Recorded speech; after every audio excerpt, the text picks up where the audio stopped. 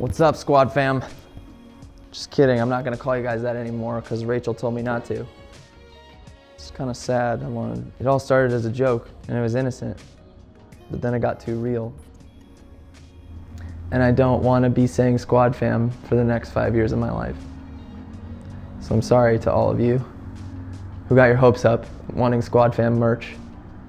Let's have a moment of silence for the squad fam.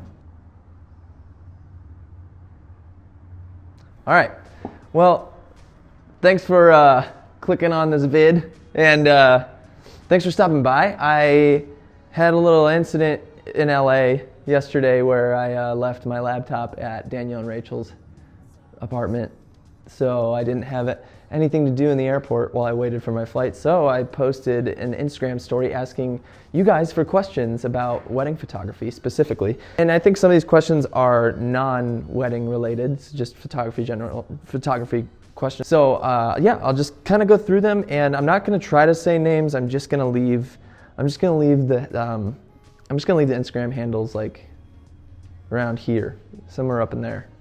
And yeah, you guys can feel free to check those guys out, not in a creepy way.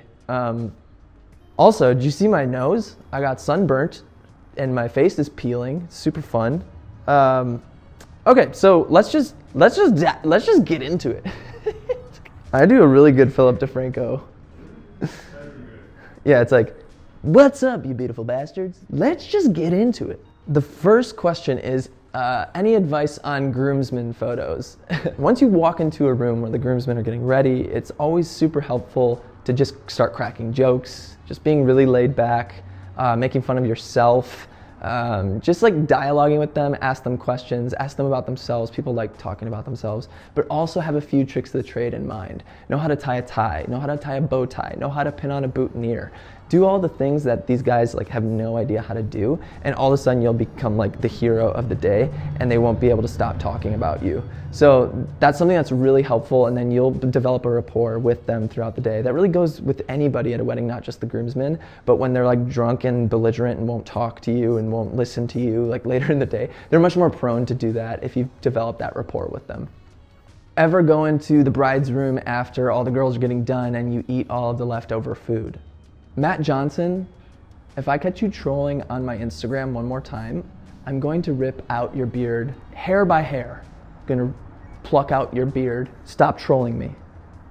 But yes, if no one's watching, eat all the leftovers. You'll need it for later. I need to turn off the setting of like my phone turning off all the time. General settings, display.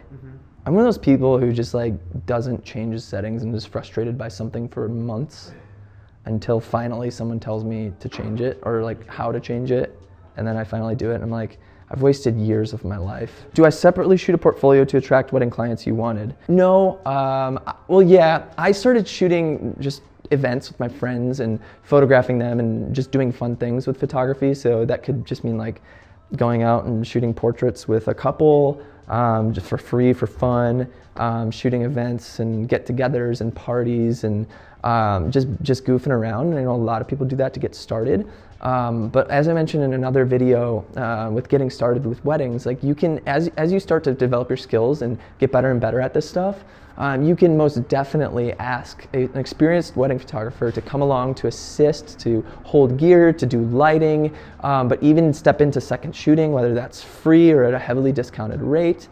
You can do that stuff early on to get a portfolio built up so that you can start charging for your own clientele. What's the best way of building a rapport with the couple so you get what you want out of them? Well, first, I want to make sure that you have the right perspective. I know you didn't mean harm in asking that question, but really changing the perspective of like, how can I serve them? How can I be someone that facilitates something that's awesome for them on their day? And just first and foremost, having that perspective instead of like, this is my opportunity to build my portfolio and get more work for myself. Although that's important, I think the primary attitude that we need to have is, how can I serve them? How can I work my butt off to make sure that they have the best experience for their day? And in that will drive a lot of all the good things happening. And so my first point of contact, I always push to meet them face to face if possible. If they're out of state, I will push super hard to have a FaceTime or Skype call just so we could see each other's faces. And especially in those circumstances, you could do things that you can't do on the phone. So I'll show them a full client gallery and what that experience looks like. And I'm able to just connect with them on a much more human level. So it's super important that you take those steps and efforts to do that. Like, I'll follow clients on social media, I'll keep up with them online, I'll answer all their questions on email as soon as possible, I'll call them whenever they need it, I'll check in with them, and I always make sure to have a meeting before the wedding day to get that other face-to-face time before I go and start shooting. So yeah, all of that will make you so much more comfortable on the day, make them feel so much more comfortable with you, and that's where magic happens. When am I going to do a tutorial on posing? I have no idea. I haven't thought about that one yet. Honestly, I'm not super great at posing, to be perfectly honest. I really lean into like doing good composition with allowing my couple to really just engage with themselves, like to have time intimately together and get them comfortable in that state where they start doing things where they would naturally do. And if that looks a bit awkward, I might change and adjust them. So that's kind of my approach. So I don't really know if a tutorial would be good for me because I don't feel super authentic in doing that. Although I know tips and tricks, which I might share. I think what's really great is getting them super comfortable so that it just portrays their personality and their relationship in the portraiture. What's my outfit on a wedding day?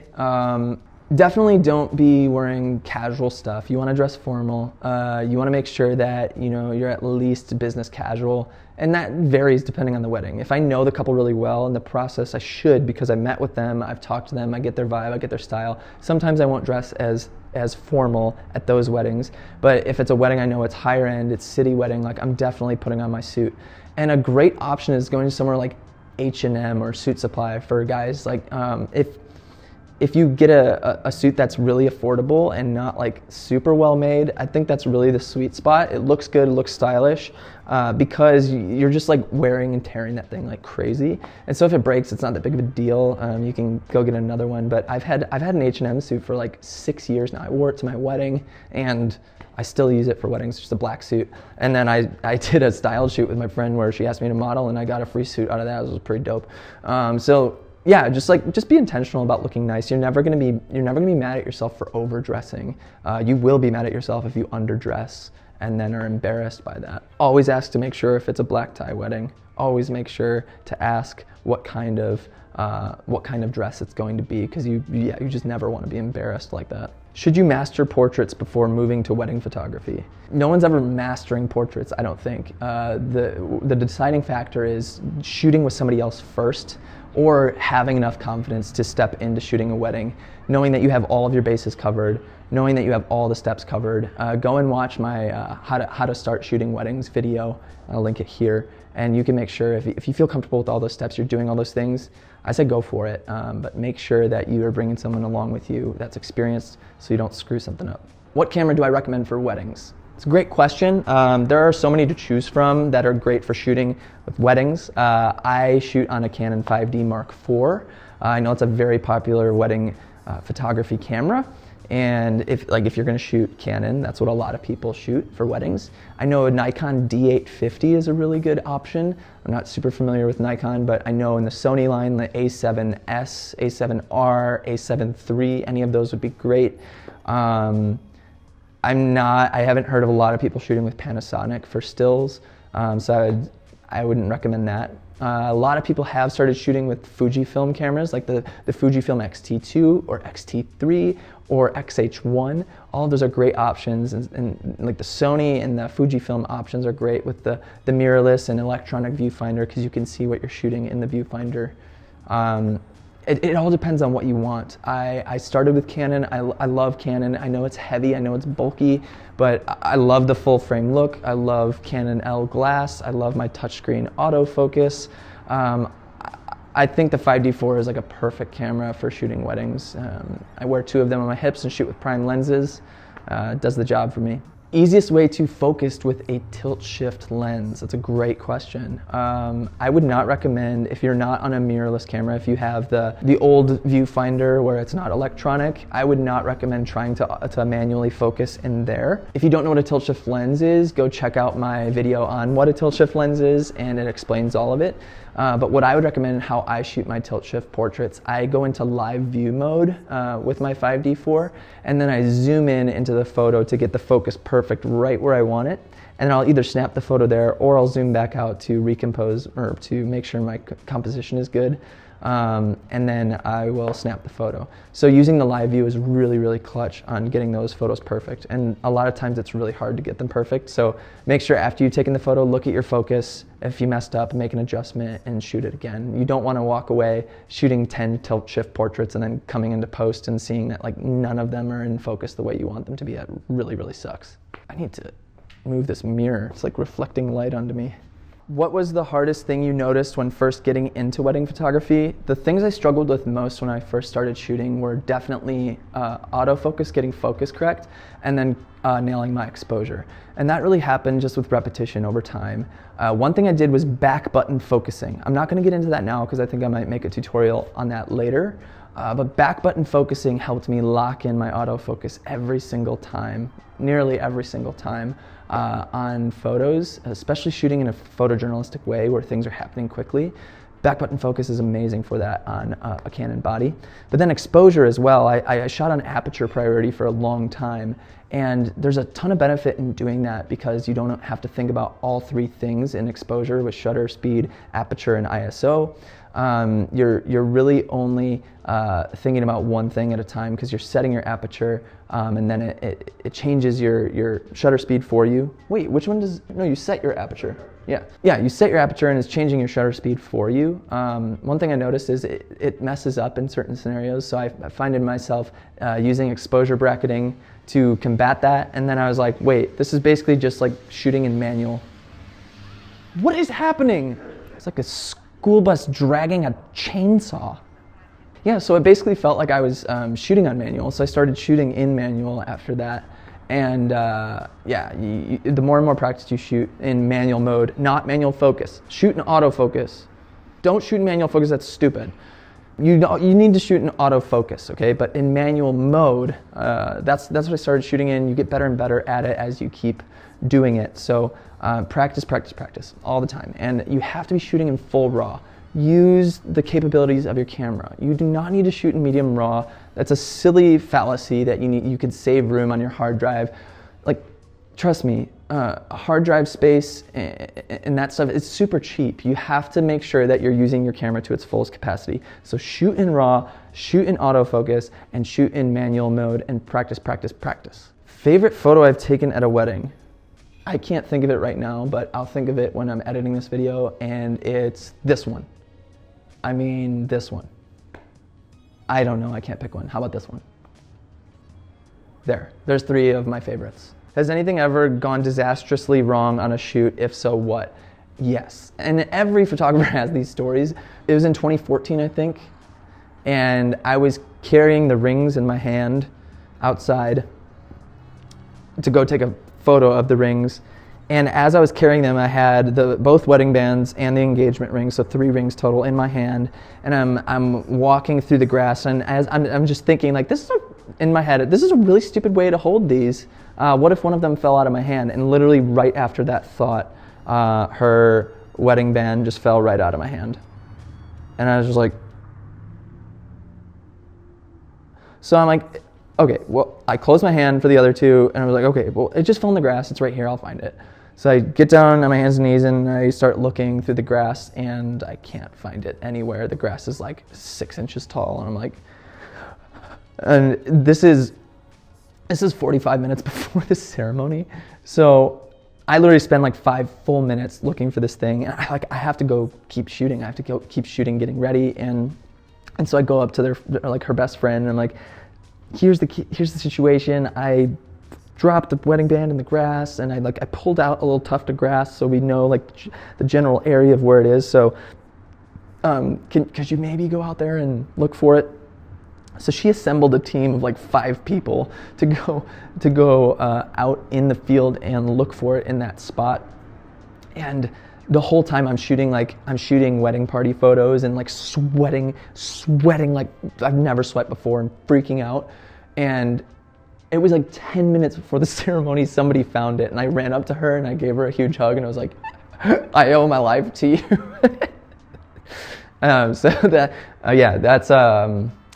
So now whenever I take a photo of rings, I literally wear them on my fingers and clench my fist tight and make sure that they don't go anywhere. I've heard horror stories of like rings falling down vents at hotels. Don't mess with that. Keep them in a box. Keep them on your fingers and clenched tight. Don't hold them with like an open hand. Okay. Does wearing a moneymaker make you more money? I don't know, you tell me. I say if you don't like this music, you don't be listening to it, you know. I'm just a dude that you know, or something similar. If Michael also asked, can you use the priest as a tripod for that ring exchange shot? Get out of here, Michael. All right, this is a great question. How do you calculate how much to charge clients, or do you have a fixed rate? My pricing changes every year based on demand. So the more and more I shoot, the more and more demand comes in, because the more and more networking I have, the more and more referrals I get, the more and more people I come in contact with. And so it makes natural sense to continue to raise my prices every year as I grow as an artist, as I just have more to offer every single year. So this is totally dependent on what you're comfortable with and what makes sense for your business and growing it. If you have a part-time or full-time job on the side, then you have the flexibility to maybe charge lower prices. If this is something that is like, gonna be, you have to use it to support you and your family, then you have to consider that. So I think it's really reasonable that anybody starting in their first year would be charging probably anywhere between $1,000 and $2,000 for shooting a wedding. So that's where I would recommend starting.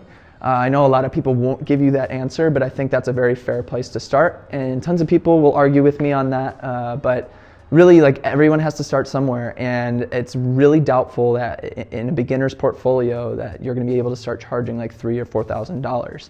So get those first few dozen under your belt and just crank out a bunch. If you need to run Facebook ads or Instagram ads to get more traffic in the door, go for it. And charge what you think is going to be a valuable price for you, with getting more work in your portfolio, as well as making some cash so that you could grow your gear.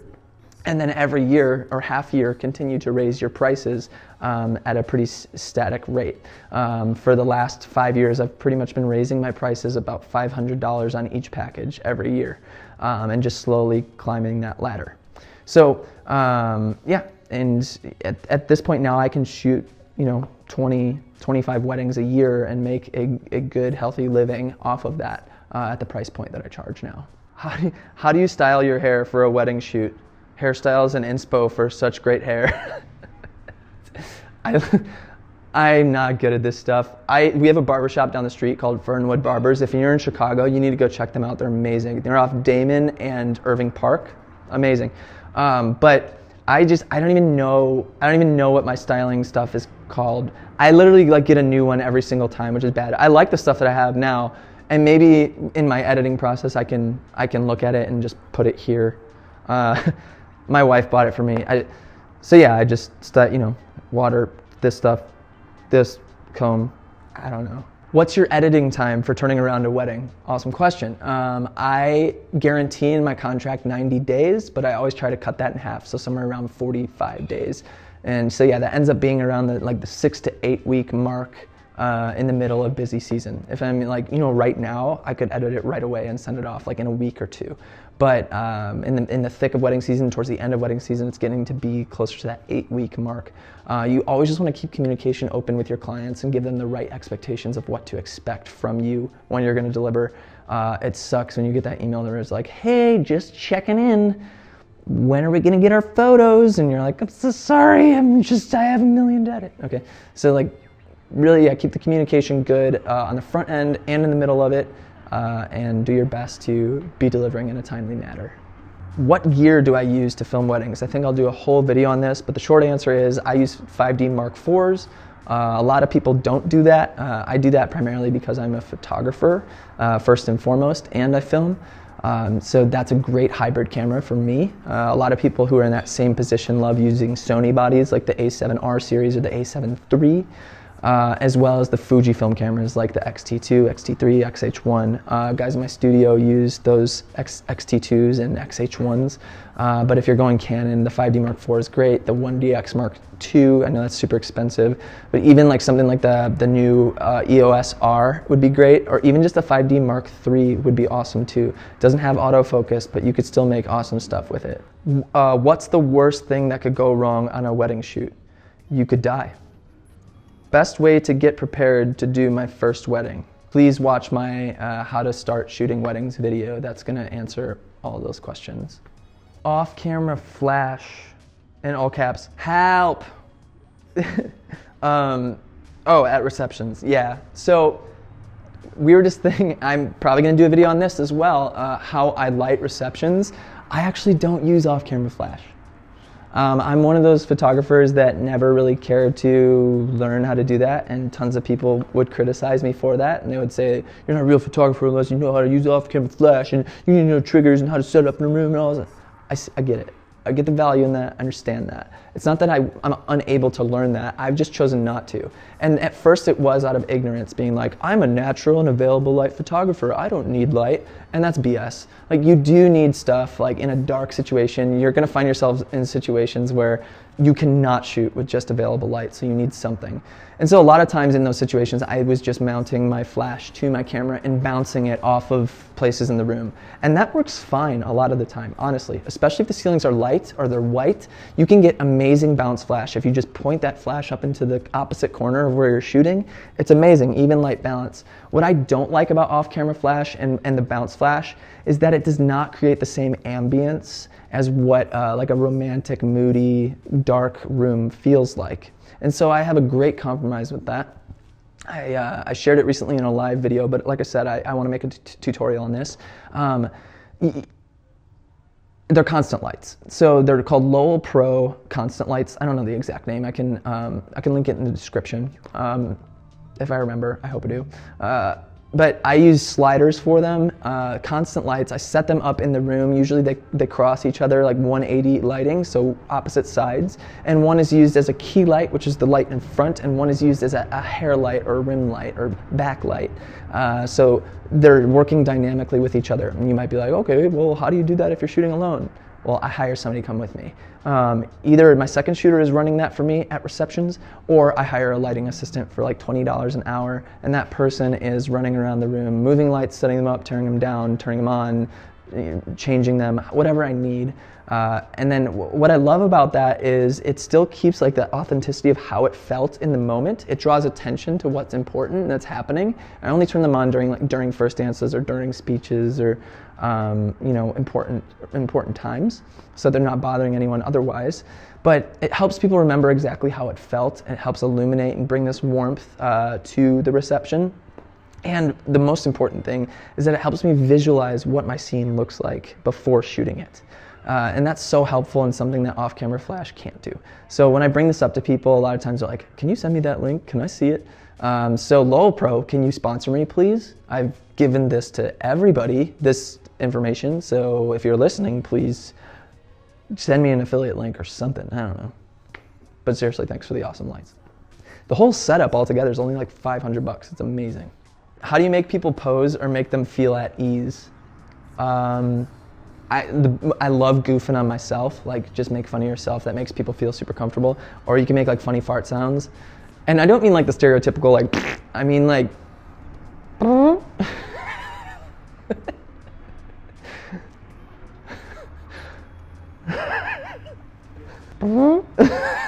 it's like a 1,000% guaranteed laugh every time. No, just like let people feel comfortable. Play music while you're shooting. That's so huge. Playing music while you do portraits.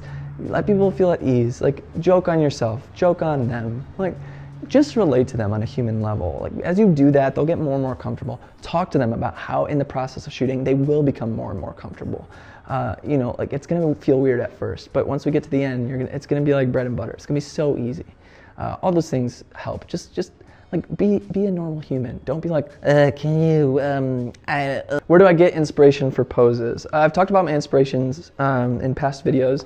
Follow wedding photographers online. Don't copy exactly what they're doing. Find inspiration from them. Someone that's really inspirational is Nirav Patel. He does incredible portraiture, really creative stuff. Another guy is Chaz Cruz. He does stuff at night that's really cool.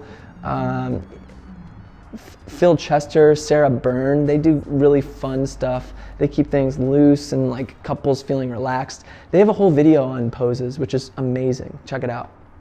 I love this one. Do you recommend couples do first looks? If so, any advice to convince them? I don't like convincing people to do first looks. I want them to be comfortable with the choices they make on their wedding day. So I tell them that in the first meeting. I was like, hey, if you want to do a first look, we'll do a first look. If that fits with your schedule and that's important to you, awesome. I didn't want to do a first look on my wedding, and I did not want anyone telling me that I had to, because I always dreamed of seeing my bride walk down the aisle, and that was something that was very special to me. And so I don't want to ever infringe on somebody wanting that as well. And so I always leave it up to them. Like, I know tons of photographers are like, really push them to do the first look. They'll be so happy they did it. Maybe. It seems like it's something that would be more beneficial for you as a photographer and easier for you. And I just come back to thinking, like, is that really serving clients really well? Is you imposing what's easier for you, like easier for your schedule, easier on the day, easier for more time for portraits? No, I just communicate all that to them. Like, if you choose not to do a first look, we'll have less time to get portraits. Are you okay with that? If they're okay with that, great. We'll figure out how to get more portraits. We'll make sure that we schedule it well. We'll make sure that we carve out other times. We'll make sure that you are willing to step out during dinner for that 20 minutes instead of just sitting and eating. Or, you will be comfortable coming out at night and doing some night portraiture. So just really allowing them to have the decisions of what they want to do for their day. I don't want to impose and make them have to do that.